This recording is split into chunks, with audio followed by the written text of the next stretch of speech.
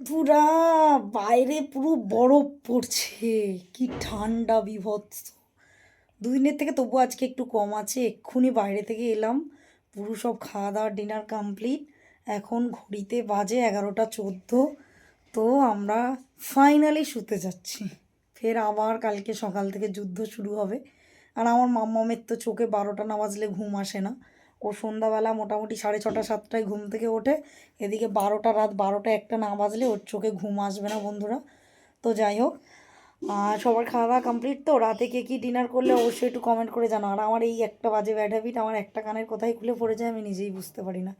তো আমি তো আজকে করেছিলাম গোলা রুটি আর খেজুরের গুড় শীতকালে, যেটা একদম পপুলার।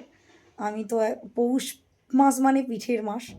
তো আমি গোলা রুটি বানিয়েছিলাম আর গুড় দিয়ে খাওয়া হয়ে গেছে, চুপচাপ শুয়ে পড়েছে। আর আমার তো শীত কি গ্রীষ্ম কি বর্ষা, আমার দুটো ভাত লাগবে। আমি অল্প করে দুটো ভাত খেয়ে নিয়েছি দুপুরের তরকারি দিয়ে।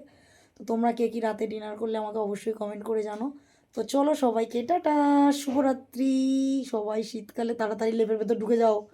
আমিও দেখো লেপার কম্বলের ভেতর ঢুকে গেছি। মাম্মা টাটা করে দাও। বল টাটা। সবাই ঘুমিয়ে পড়ো, আবার কালকে দেখা হবে। আবার কালকে দেখা হবে।